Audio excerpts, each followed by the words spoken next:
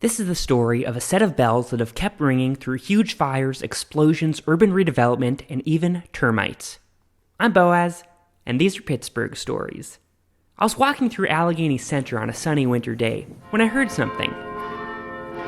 I followed the bells to their source, the bell tower of St. Peter Catholic Church. I got in touch with Father Anthony Gargata, or as he calls himself, Father Tony.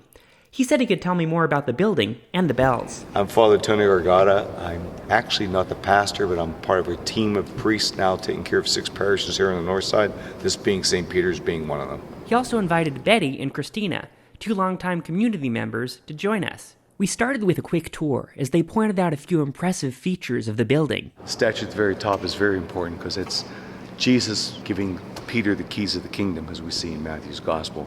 We are in the process of restoring these windows, so you can see we're trying to kind of replicate what it was the best we could and afford. Christina moved here from Poland in the 70s. She worked at the parish for years and knows the history well.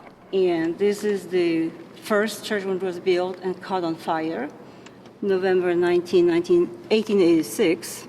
Pretty much the whole building, everything except the exterior walls, burned down.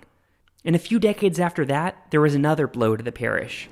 This part, which was I think 67 feet, was toppled by the gas explosion. There was a gas company not too far from here. 1927, okay.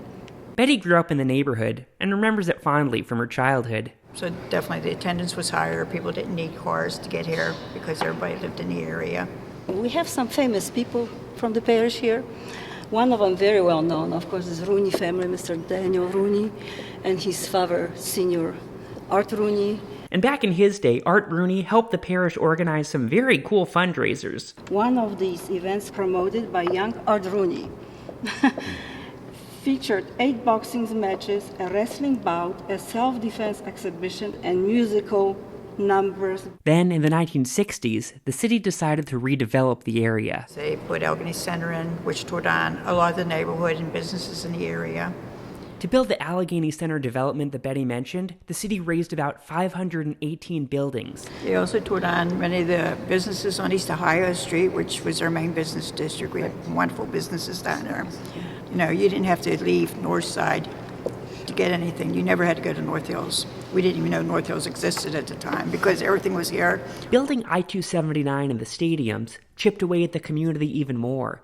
And then the parish faced one more challenge: termites. But they were the kind that were eating inside of the beams. Outside they look intact completely. So when you put the finger, it went right through you. Over the past couple years, Betty and Christina have noticed changes in the neighborhood. A lot of younger people coming back into the neighborhood because they're the ones that can afford these high-priced houses. Yeah, so we see babies in the church. We hear the crying of the young ones, the little ones. So it is reviving. But let's get back to the thing that brought me to this church in the first place. So you asked about the bells. Yeah. It's a very common thing with Catholic churches to have bells. So of course I had to ask the question. Would it be possible to get like a shot of the bells also, like to see the tower?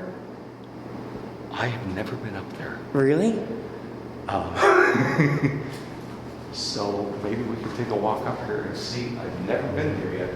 And they serve several purposes for the hours of the day, and they originated at a time when people were working in the fields so they could keep track of the time and know maybe to sanctify each hour.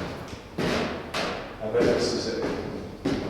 And then there's what we have a call to worship, where if churches have bells, they often ring 5 minutes before the Mass or 10 minutes before the Mass as a call to worship in the days when everybody walked to church to say, hey, you're getting close to Mass time. Now, it's probably 5 to 12, right?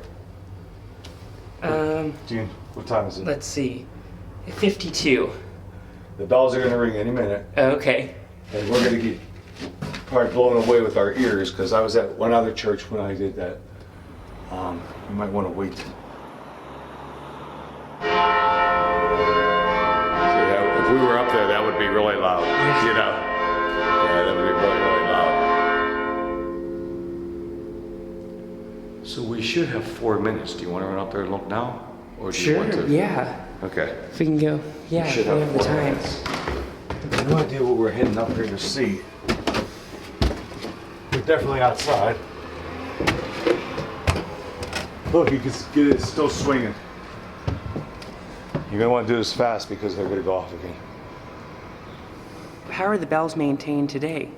There's an automatic system, but often in the old days, in fact, one of the parishes I was just at 10 years ago still had a rope where you had to ring the bell yourself. It went all the way down through the floors into the back of the church, and you rang it. And the bell ringing means that it's time for Father Tony to lead Mass at the parish. In the Father, and the Son, and of the Holy Spirit. The Lord be with you. And that's the story I found in Allegheny Center. Next time, Allegheny West.